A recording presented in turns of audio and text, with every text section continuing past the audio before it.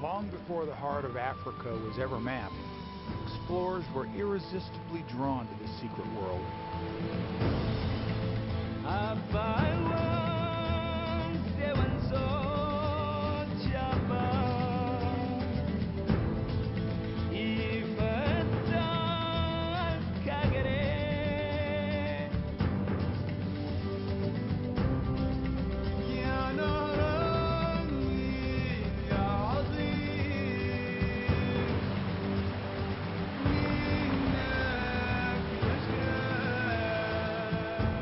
Africa's greatest secret of all, for thousands of years, was the source of the world's longest river, the Nile.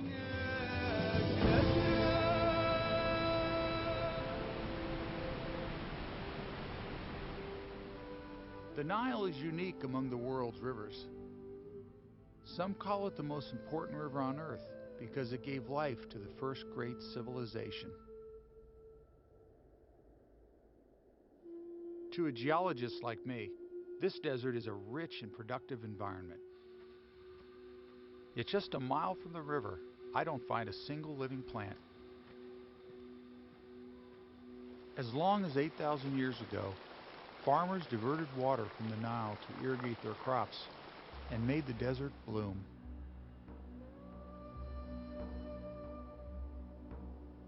Without the Nile, there would have been no Great Pyramids, no advanced civilization with all its innovations in language, art, and astronomy.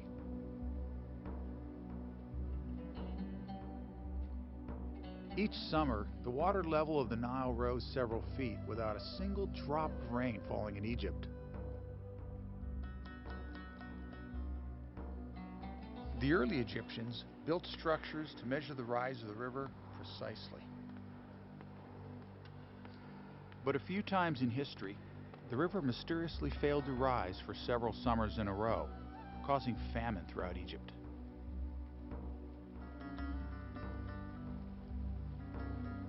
Every year, the farmers watched the river and wondered, where does all this water come from? This was the Nile's first great mystery.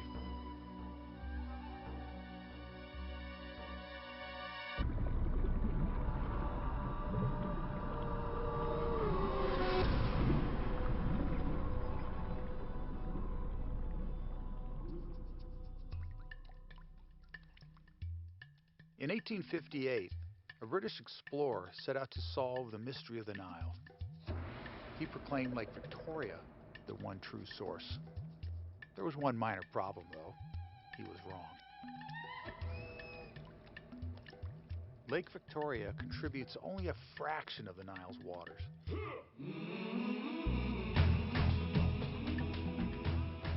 The main source of the Nile is in the rugged highlands of Ethiopia. The riches of Egypt are a gift from Lake Tana. Over 80% of the Nile's water comes from Ethiopia's Blue Nile and its tributaries. My goal is to lead the first team down the entire length of the Blue Nile, from here in Ethiopia all the way to the Mediterranean. 3,000 miles.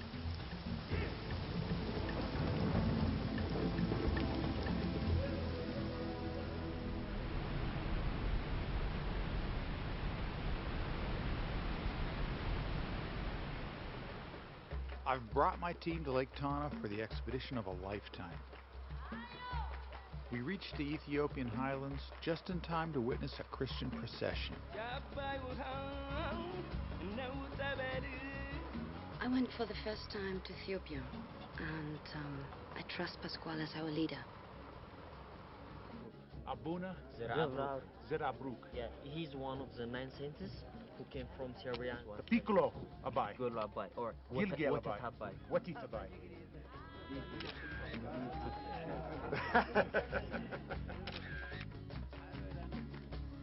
Pasquale has led expeditions to Mount Everest and run many of the world's most violent rivers. He knows very well what he's doing. We're here to attempt the first descent of Africa's mightiest river, the Blue Nile.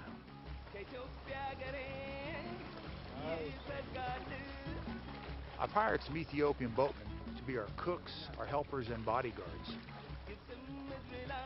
We'll be heading into territory few outsiders have ever seen.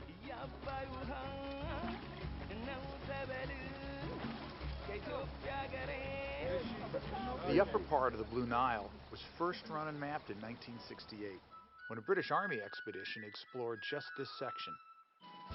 They had many serious injuries. One man died. They found that the Blue Nile was crawling with huge swarms of crocodiles. They had 70 experts. My team is mostly novices. All right, you're in the water again. Okay, again, in the boat. I'll really have to keep an eye on our Egyptian scientist, Dr. Mohammed Magahed. Mohammed, where's Mohammed? As a hydrologist, I spend my time indoors, in a laboratory. Good job. Pasquale is worried about me, and so am I.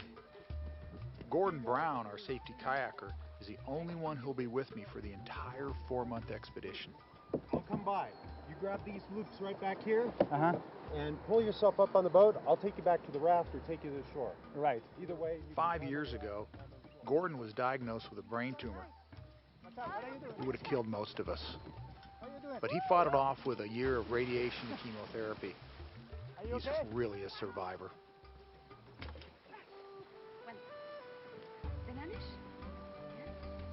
Saskia Lange is a journalist from Spain. She's writing an article about religion along the river. The river travels through areas with no roads, so I'll be able to study indigenous people. People I could never meet any other way. Thank you very much. Miriam Siko is our team's archaeologist. Here in the holy city of Lalibela, the Ethiopians dug down 40 feet into bedrock.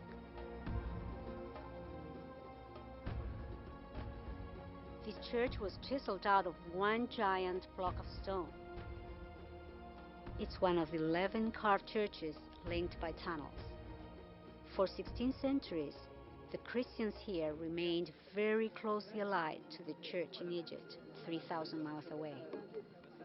I wonder how the Nile kept that connection alive.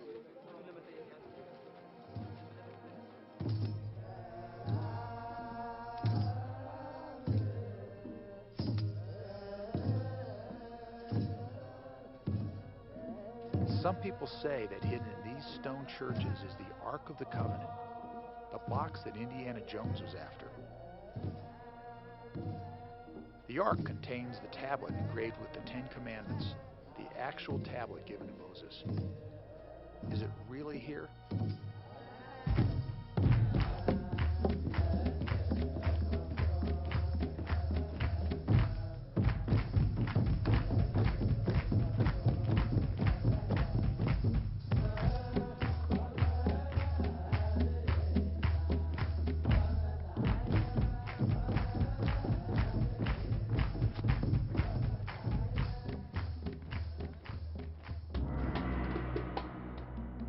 Lalibela is the 8th wonder of the world, or if it's not, it should be.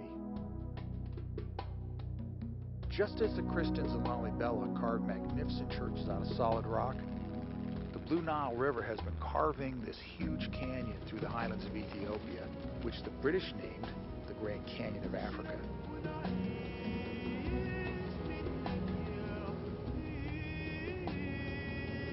The Scout helps, but it's deceptive. From the air, it's really easy to forget that it's the most dangerous river in Africa.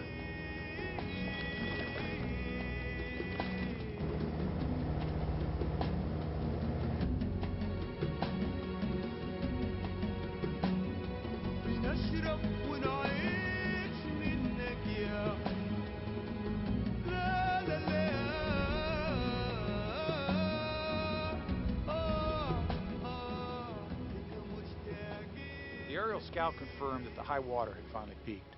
It was time to start the expedition. Gordon and I plan on being on the river for probably more than 4 months. This is Bahadar, and again, this is Lake Tana. This is where we'll be putting in. Here I was, leading the greenest bunch of river rookies that ever climbed into a raft. Keeping everyone on this expedition alive is my greatest responsibility. And then finally, Sissisat Falls. We will then go through this canyon, which has a lot of class 5 and 6 whitewater. Before we departed, Muhammad had a promise to keep. My grandfather is a farmer in Egypt.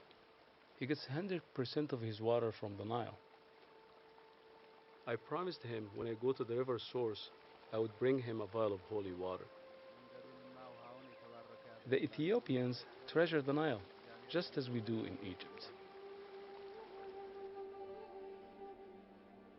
As we head down the river, the whole team is pumped.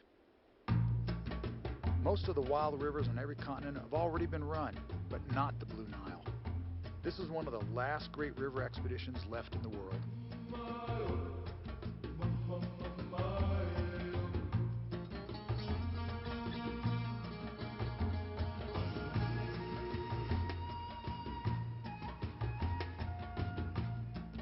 No one has ever succeeded in running this entire river from source to sea.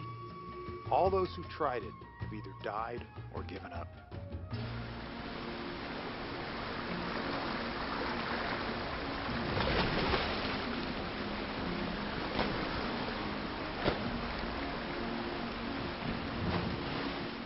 As a geologist, these lava flows have a certain fascination for me.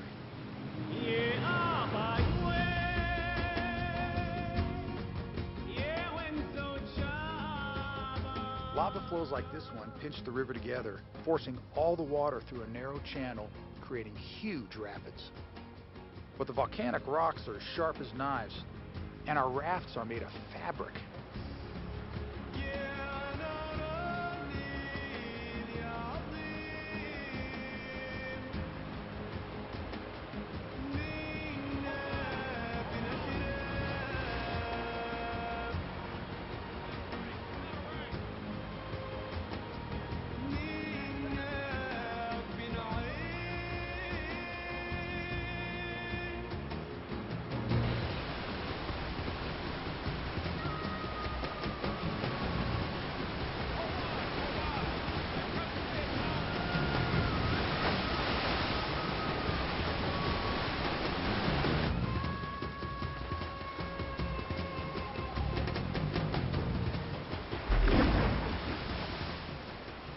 This was Muhammad's very first swim in the Nile. I kept a close eye on him. There's a fine line between an exciting rapid and a deadly one. The rafts are really heavy, so when the river gets too deadly to run, we send one raft through empty, and then we portage the rest of the gear.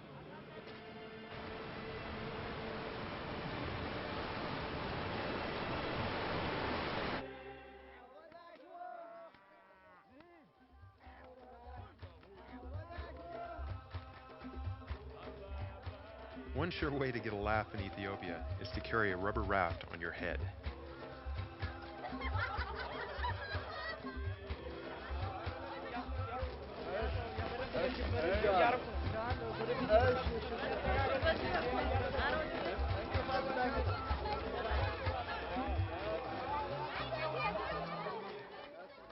The Ethiopian highlands were once carpeted in thick forest, but just in the past 30 years, the Amhara tribe have cut down 90% of the trees to make charcoal for cooking fuel.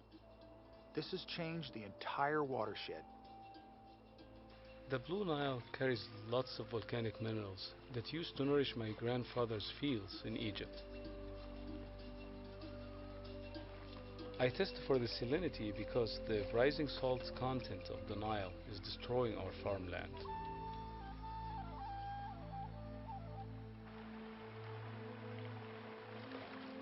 The river is accelerating, but the team won't really grasp the magnitude of this river's power until they set their eyes on one of the most magnificent sights in all of Africa, Sissisat Falls.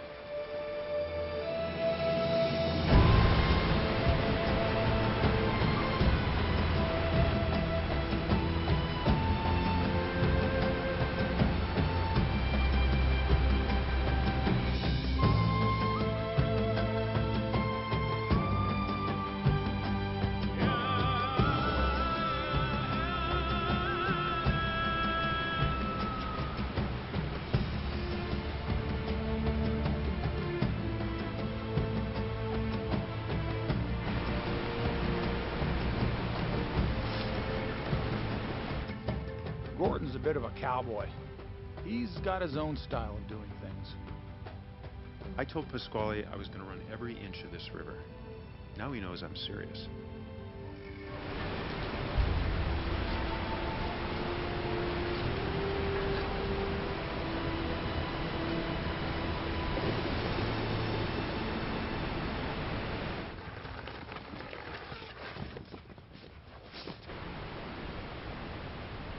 Now it's time to see how Mohammed holds up under pressure.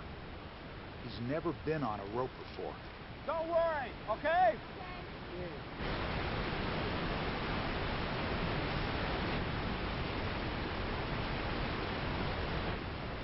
You're doing really well, Mohammed. Keep moving.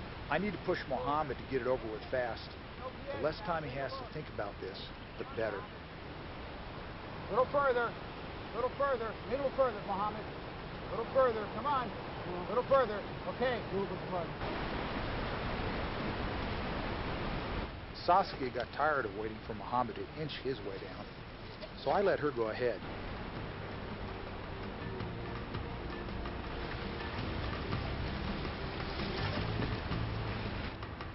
This isn't really fair. When I signed up for this trip, Pasquale asked me if I could swim. He never asked me if I could fly. Mohammed didn't score a lot of style points, but he showed me some courage. I think our city boys starting to toughen up.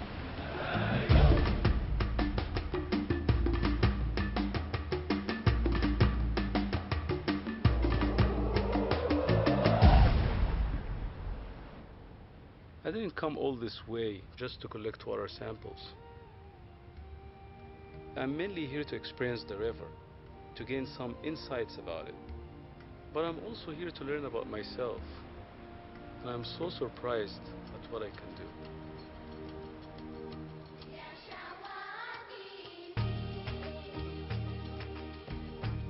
These people, the Amhara, hike a long way down to the river to tend their crops. But otherwise, they shun the river as a dangerous place. They're kept away by bandits and malaria.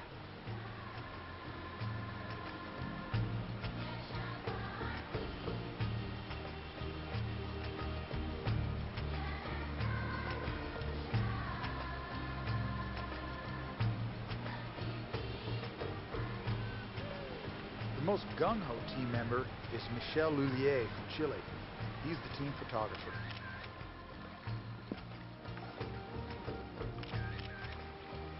I love Ethiopia. I admire the gentle dignity of the people. They enjoy what they have. I just hope my photos can capture their spirit.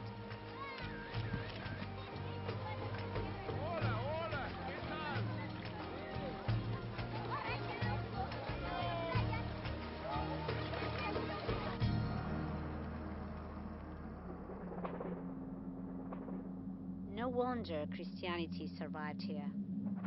The mountains kept invaders out. This is not exactly a gentle land. I admire efficient predators, except when they're contemplating having me for lunch. The most dangerous croc in the world is the Nile crocodile. They swim 12 miles an hour and eat more people in Africa than all other animals combined. So we were floating down the river, and up on the beach was this huge crocodile, maybe 14 feet, and he slid off the beach and was really aggressive and made a beeline straight for Gordon. He started to arch out of the water, and he just kept coming at me. So I raised my paddle and I smacked him on the head. He dove under my boat. He hit my boat as he went down. For a second, I thought I was going to tip over. And as the crocodile opened that big mouth, I just was afraid that the crocodile was going to grab hold of his arm and take Gordon and twist him under. If that would have happened to Gordon, he'd have been dead. And there was no way Gordon was going to go ahead and right himself again before the other crocodiles got to him. At night, when we camp by the river, we keep an eye on the crocodiles before we go to sleep. I never had to do this in Cairo. Take all the water you could hold in your hands and let it go. Just let it go. Those aren't rocks, Sophia, those are hippos. Take all the answers that you